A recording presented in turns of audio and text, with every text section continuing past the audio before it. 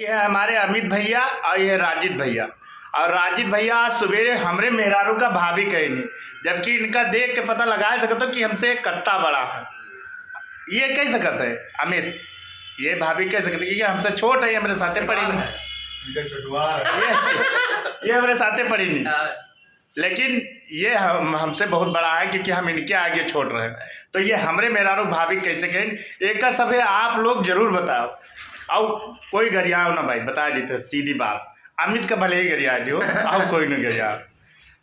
Okay bye friend, सुबह का good morning. हम लोग एंजॉय कर रहे हैं यहाँ बजाज एजेंसी परसपुर में, गाड़ी सर्विस कराने आए हैं और कुछ हमारे नए मित्र मिल चुके हैं, उनसे जो है थोड़ा एंजॉय हो रहा है। और इसको तो आप लोग जानते ही होंगे, देश का लत्ता, मतलब परसपुर का लत्ता, देश का नहीं है, परसपुर का हमारा लत्ता ये अमित चौधरी है।